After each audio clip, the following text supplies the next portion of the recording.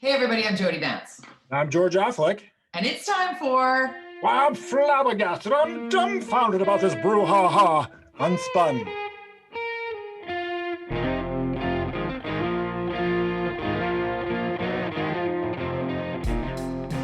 Are you dad joking me? It's a little Kennedy-Stewart thing about his little gobsmacked comment today. Gobsmacked. You kids, get out of that jello tree. Okay, before we get to our local politics, which is the bread and butter, the meat of what we do here on UnSpun podcast, George, we'd be remiss if we didn't acknowledge the elephant in the room. As of taping this right now, it is November the 5th, and still no result in the United States. And last week, and in the presidential election, obviously. And last week, I was holding your feet to the fire, forcing you to give me some sort of prediction. Yes, you cornered me. I did. As you know, I predicted it 6 months ago that Trump would win, over 6 months ago.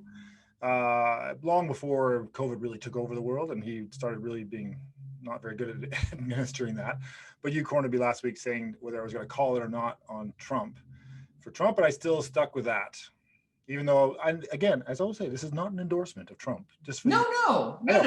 Because I'll get the hate, but because right. I'm not involved in federal politics in Canada and US, I don't get involved. It's really just based on spin and messaging. So here we are today in limbo land. He's declared victory, so I suppose I'm right. Well, my candidate on Trump, my candidate's not winning. You see my Spicoli 2020, Jeff Spicoli, Mr. Hand. Right. I could fix it. This was because they did a reading of Fast Times at Ridgemont High in support for food banks and for families in the United States struggling with COVID-19. So that's my political statement of the day. Nice. I've made no bones about how much I dislike Donald Trump, and I will continue to say that even if he is successful in winning this razor-thin margin or somehow. I try to be more diplomatic, Joey. You know me.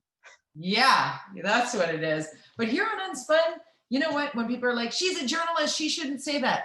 I'm a talk show host, and I'm paid for my opinion. And certainly on UnSpun podcast, we give you the goods, how we feel about things and how we see things. So depending on how you are consuming this podcast, whether you're listening to it or watching it, and a lot of people tend to watch on the weekends, when they have time, they have their 30-minute window, or they're following along on our Twitter, like, of course, George_Affleck is one of the best follows on Twitter, and which takes me to the unflappable, gobsmacked moment of today with regard to the Vancouver Mayor, Kennedy-Stewart. Can you just lay it out for someone who's not really paying attention because they're too busy watching Fox News or MSNBC or CNN right now? Well, all the cities in Canada are in trouble financially, and in British Columbia, all the cities are required to, not to balance their books. So they've given a year off this year by the provincial government, but it's a requirement by the province, who cities and municipal governments serve at the pleasure of the province, as it were. They are an appendage of the province. As hard as that may be to some people to understand and even like, but so they're required to balance their books, and so usually they do that through tax increases every year, and in Vancouver's case, a lot of tax increases. A lot. We'll get to that in a sec. Increases, yeah.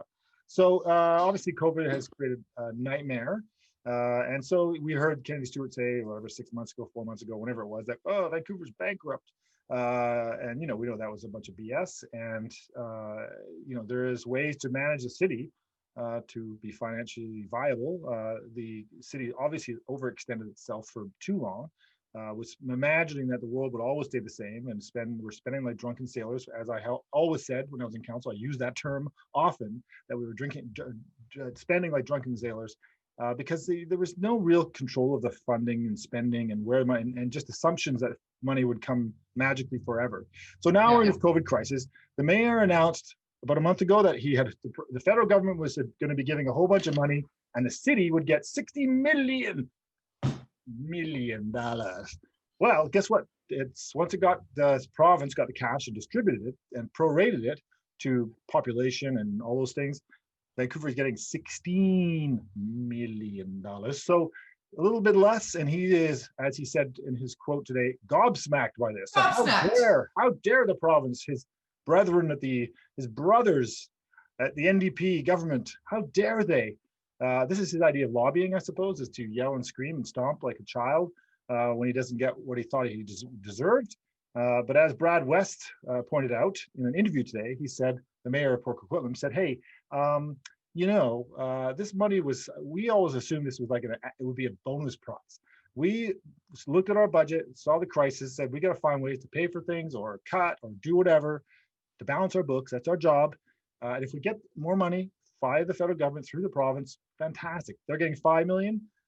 City of Vancouver is getting 16, but the City of Vancouver, I guess, was already budgeting for $60 million that they hadn't received. It's just not good money management. It's not good leadership. And to complain about it is completely severing his ties with the federal government, with the provincial government, who's the same political party that he's always been.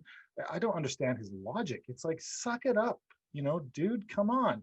You're getting $60 million. Why haven't you done the work to date to deal with the financial challenge you're in because of COVID? You've had now 6 months to know that you're in this problem. Budgets are coming. We've seen in the latest iterations of the budget of a potential 12% increase. Is that then based on $60 million in there? I assume so, which is terrible. That's now you got to find 60 million represents about it's about 8%. So you're looking at they're 10%, say 9% tax increase above. Like, what is going on with these guys in Vancouver? It's just shocking. Dial it back, rewound a little bit, because a 12% increase had my head exploding. Like, I'm 53 years old and I am a born and raised Vancouverite. I live a few doors down from where my parents brought me home from the hospital. I am a true Vancouver loving Vancouverite. It bothers me when people write stories about how they hated it and people are mean here and whatever. It's hard to get to know people. I'm just not, I don't see that. This increase made me for the first time think, maybe I don't need to live here. Yeah. It's you hear that from friends, right? I hear that from lots of people I know who are saying, I'm done. Yeah. I'm going to work from home and I'm going to live in Chilliwack or something. Yeah. Like, it's sad. Anywhere but here, honestly. Like, I will live move downtown. just into Burnaby. I will move just into North Van. I'll move to Ladner. I'll move back to Tsawwassen. I just made my parents lose their minds because I'm like, no, I'm never moving to Tsawwassen. I'm not doing that tunnel. But damn, man, like, it's just like, there's only so much that the homeowner and the people in Vancouver can buck up for mismanagement at that, at that ultimate come to, and then the comeuppance moment where you have to balance the budget. It's going to fall back on us. And a mismanaged house, like, that's what I also saw Brad West tweet, and I retweeted it because I was like, see, he was like, get your damn house in order, man. Like, what? Painful, how many times have you called for that, George? How many times have you called for that here? When did I get elected? 2011, and then ever since then, I've said, and there is some good news, of course. The Auditor General yes. decision that Vancouver has, I guess, all unanimously endorsed a couple of nights ago, which comes through Colleen Hardwick, counselor, NPA counselor, and it looks like they're moving forward with that. It's interesting though, because somebody sent me a message saying how great this was, and I go, and they described the position, but it was basically a person who will make sure the books are in order, make sure that there's no each department spending properly, and if there's anything weird going on, they deal with that. I'm going, isn't that the job of the city manager? It's like, yeah, right. The fact that we have to spend $2 million a year on this position that generally the head cheese of the CEO, which is the city manager in Vancouver's case, should be overseeing as any like in a public company. The CEO is thinking about his shareholders all the time. Are we getting the best? We're spending the money as the staff. Have got the right team. Blah blah blah. Is now the right time to remodel the second floor HR with hundreds of thousands of dollars of designer chairs? Yes. No. Those kinds of things, optics and logic. Yeah. So we're getting this approved. That's great. It's just disappointing that we haven't got management in place that can do this without having to create this police situation of their money. Of course, Sadhu Johnson, the outgoing city manager, is upset about this concept, and maybe one of the reasons he's leaving. But really, Vision previously, and this current council and management, as I always stated, and the opaqueness of City Hall and the financial, confusion that is provided to people of the city. desperate times, desperate measures. You got to put somebody in place now to take care of this and spend millions of dollars doing it. And it's sad. But the good news is we'll save millions. We'll make our money back on that position. But it's just like, oh God, why? Why did we get to this point? How did we get so far down this road without at least having some transparency to identify the shortcomings or the fat, right? Like there's a lot of fat on the spending from City Hall. It doesn't take a brain surgeon. It doesn't take a city manager to figure that out. Like the line by line budget that you've been asking for to reestablish what the priorities are, to look at where the infrastructure pieces, where like our city is not as clean as it once was.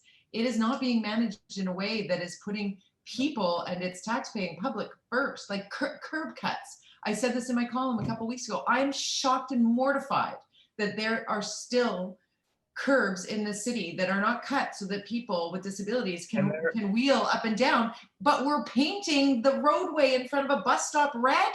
Really? Like it's so important that the buses run on time, but it's okay if the disabled people can't get to the bus stop. Yeah. The policy on the curb cuts, there's a specific strategy that's built in and embedded in a policy that was decided over 20 years ago on those things to be built every year. A certain number was supposed to be done every year, ongoing, until every corner had one. And by now it should have been done. It's part of the transportation planning process. It's part of that. And yet it gets pushed aside to deal with all these other things like Granville Street Bridge, or just even if you say, okay, that's a capital expense and it's, it's not part of this and that. It's like, okay, it's optics, but it's also, it does impact your financial side. Just everything should, 6 months ago, council, like we talked about this, stop. Whoa. Yes. Okay, no emotions. Everything, nothing you wanted, not happening. What we're going to do right now is we're going to say, what do we need to do? Yeah. How much is that going to cost? Where's the money coming from? And let's go from there. So let's start at zero, prioritize, get the cash, implement. I mean, it's simple. Right. Fiscal responsibility with urgency. Like that's the piece that comes into play here. It's like these things all got lined up and there was no priority to it. It's just like, okay, your pet project's next. Here's an example that I just saw yesterday that I think, oh, wow, that's something Vancouver could have done. In Ottawa, they're doing a big ad campaign. Come to Ottawa, tourism, like let's, come to Ottawa and experience Ottawa. They're trying to get people to come to Ottawa, anywhere in Canada, to experience, drive there. You can fly there. You can get there in lots of different ways safely. And you can experience it. And look what that does. It helps small business, hotels, restaurants, all these things. They're planning for, this thing to be happening, this COVID nightmare to be happening for a year. We're not going to have tourists from America. So where do tourists come from? Right here. And Vancouver could be doing the same. As a small business owner myself, and I have friends who have restaurants, and there's, how do we get people, if you live downtown like I do, it's like, except for on Halloween night with the craziness on Gravel, generally it's dead on the streets downtown. Like there's just nobody I went out to met a friend for a beer like last Thursday outside on a patio, and I walked home. It was like, whatever. It was like there's a Thursday night, the new Friday, as it were. Right. I was the only person walking home, and there was no cars. It was weird. I was walking down Burrard going, and then over to Granville, and I'm like, where is everybody? Where is everybody? It was creepy and spooky and sad because it's killing the downtown core. Right. It's not going to bounce back unless we no plan. Right. There's no plan. And therein lies the issue. And frankly, George, where I may have headed to Yaletown, your neck of the woods, cruise by, pick up some food, go sit at a park, even on a chilly day. It's beautiful in Vancouver to do that. But it's a little bit scary now because there's the element of unknown or crime or someone who is strung out on something or has a mental issue that it's become so prevalent in the downtown core, and people are just sticking closer to home where we would have just ventured out, like hopped on the e-bike and gone on down there and grab a beer off the patio at the Yaletown Brew Pub or whatever. And instead it's like, No, I know. And there's no plan to help, besides saying, oh, you can have a patio. Well, great. But if we don't get people to experience our city we need inside the city. In fact, it's interesting because, I went to Whistler a couple weeks ago for a night. It was my late birthday present, and it was busy. and it was busy. And I, you know, Whistler's doing a but really good job. nobody's Yeah, coming yeah. to Vancouver. Like nobody, the hotels are, we're moving homeless people into these hotels. We're like the Shangri-La is becoming a rental.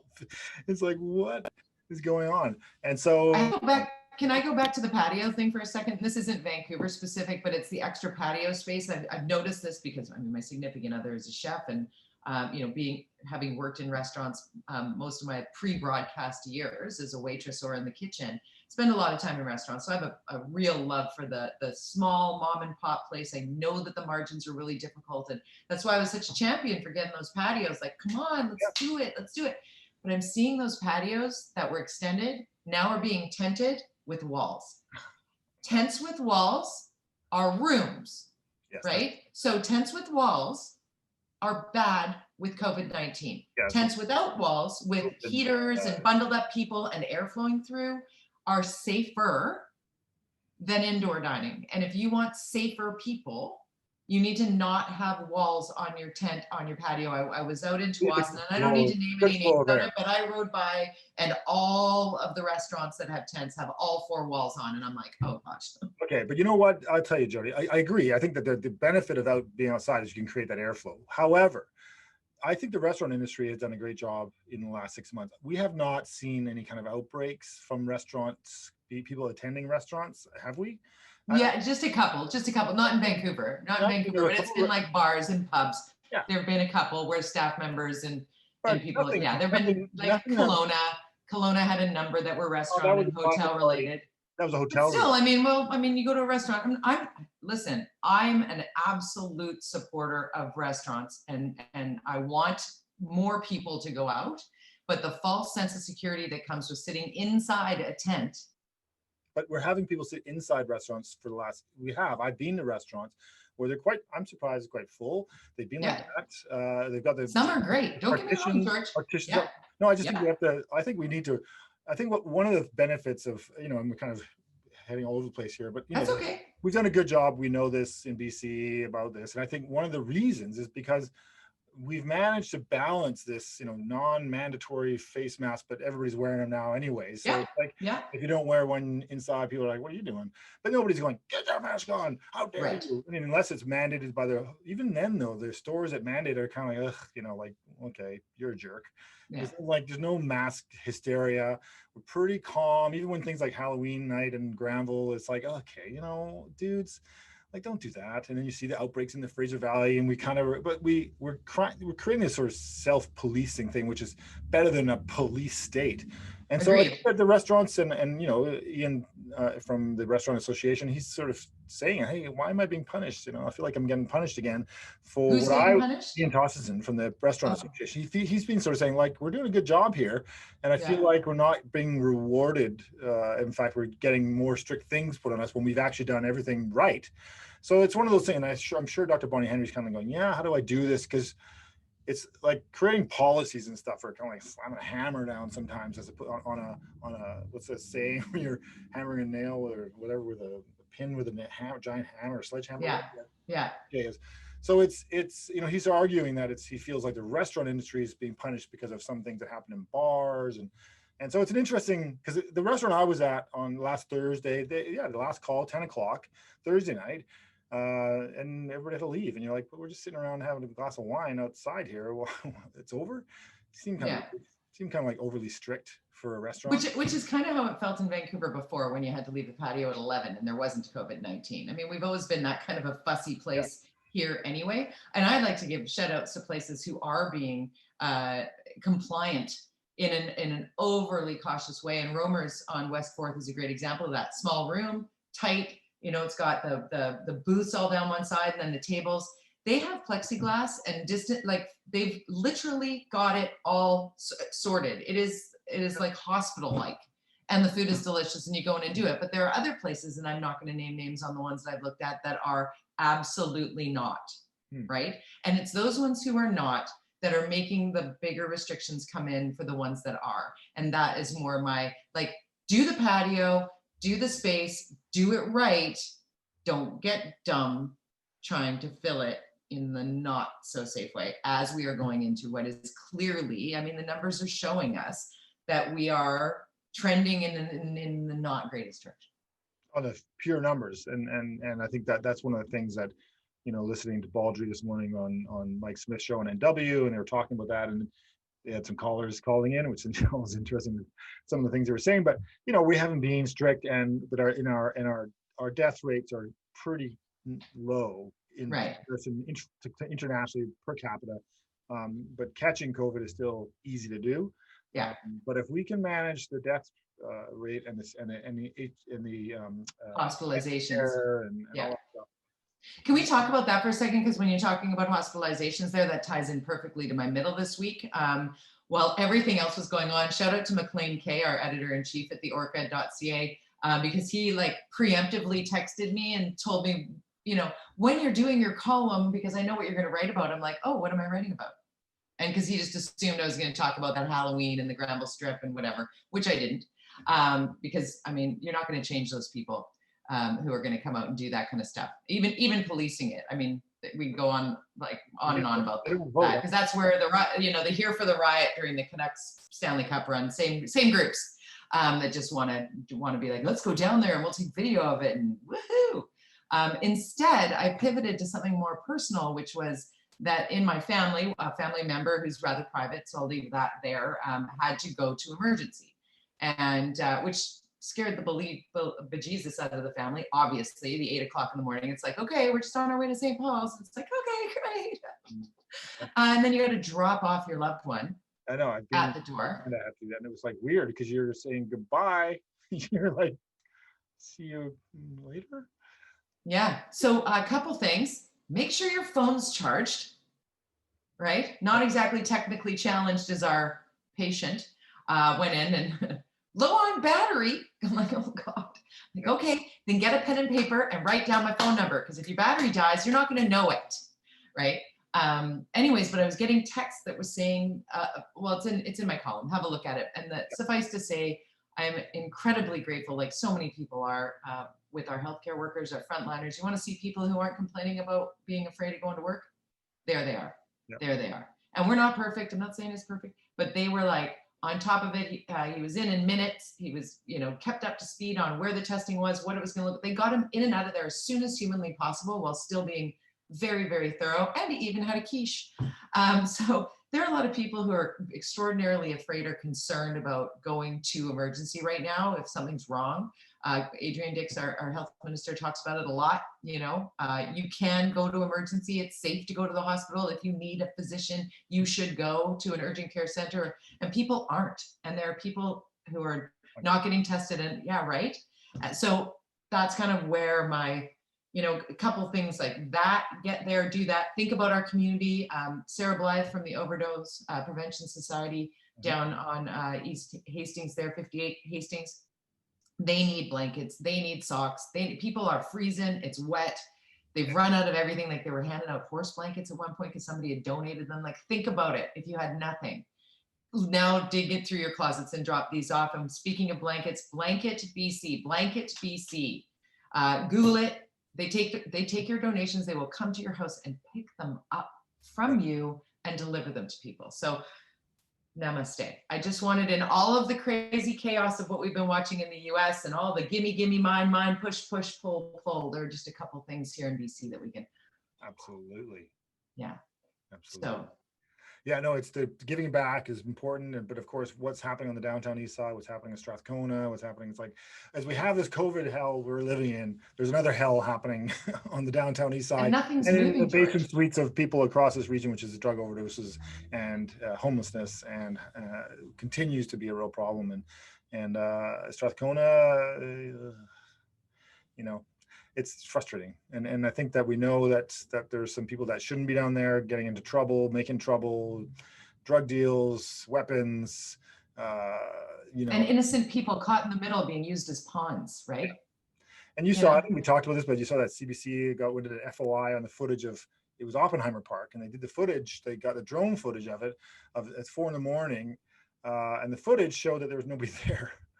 there's like tents were mostly empty, and there was a lot of rats that they saw that because it was heat sensor camera. And so, I think that we have to. This is this frustration by the police, and of course, political correctness and all those things. You have to be. If you attack this, oh, how dare you? You don't care about homeless people, and it's so complicated. This is one of those challenges that this council and the park board and certainly have decided to sit back and let it do its thing. And it's not working. People are going to die. People did die at Oppenheimer, and now they will probably at Strathcona at some point. Is that when we step in? At what point? It's just, it's not working, and we need to do something about it. Here's the call to those who have the ability to do something. Please do something. It's been a week since we got you back, George. So good to have you back on UnSpun. I want to ask you about how you see the BC Liberal leadership going. Well, it's interesting. I mean, they still haven't announced a process.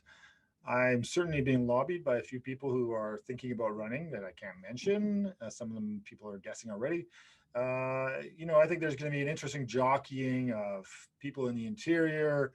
Who's going to run from down here? What about women? First Nations. It's going to be an interesting battle. Whether it'll be a old school, when will it be? Will they wait till after COVID? Will they do a proper convention? Last time they did a ranked ballot, and for those who don't know that, it's where you have like all the candidates and you rank them 1, 2, 3, 4, 5, and 1. And so that part of the reason Andrew Wilkinson won was because he was the second choice of everybody. And so the first choice was between I think it was Todd Stone and Diane Watts, and they can't cancel it, and so we'll split up the middle, and it's just that's the thing with ranked ballots. So the party will need to decide that process whether they want to do that again. Initially, and correct me if I'm wrong. I'm sorry if I am, but yes. Andrew Wilkinson was basically hinting at the fact that he would stay in place until such time that there could be a leadership convention, which could be next spring. Yeah, he wasn't clear, he says. And then I think he got some pushback and came out clearly and said there will be an interim leader once the party decides the process. So once the party says there's going to be, a leadership thing and whatever, then Andrew Wilkinson says he will then step aside and provide, and usually the interim leader will be somebody who's not interested in running. I think it's a requirement that they can't be the candidate. It can't want the job. Yeah. Exactly. Right. So it's interesting, and they've got time. They've got 4 years, unless the NDP want to pull another election in a year or whatever they want, right? They proved it this time. We'll just do it. I can't. We're gonna get a result from the US, and we're gonna launch headlong into a federal election here in Canada, aren't we? Yeah, absolutely. Why wouldn't he? I mean, the math is there, as John King on CNN likes to say. The math. The math. What do you see in the math? We've only got 2 minutes left. What do you think? And I'm not pushing you in either direction with this math. Where, like, as we sit here, what time is it? It's like 2:45 on November the 5th, and right now it's like 2:54 Biden, 2:13 Trump. I mean, it'll either end up with a lot of either it's gonna be 270. He's gonna just slip in there, or he'll get a lot. It's amazing. When we started, I talked about how I was saying I thought Trump was going to win, but it's so close. It's against everything people predicted. And it's coming down to the weirdest, like one location in Arizona. A county. Right now has like Aracona County. Yeah. Like that what the heck? So I've got an unspun question for you, because this was actually something that more than one person sort of floated on Twitter as that there's stalling going on, that every ballot will be counted, but the release of the numbers is being managed to keep some semblance of calm in the United States. And I was trying to wow, that's some spin right there. If they are doing that, if there is a, wink and a nod of, we already know where Marcona County's going, and that's going to. Yeah, maybe. I don't know. Maybe. Is that too West Wing? Is that too? Yeah, I think these people who are like, the elections BC people, they're not the most strategic people. They're just like, here's the numbers. Right. By the way, there's 13,000 votes still being counted for my riding. The third most, the third most ballots still outstanding. 13,000 mail-in. So I think there's only now, there's like 8,000 voted. And what separates you and the other George? Probably too much. but still. You're so Maybe I'm the adorable. Biden of Vancouver Fairview. Say goodbye, George. Bye-bye.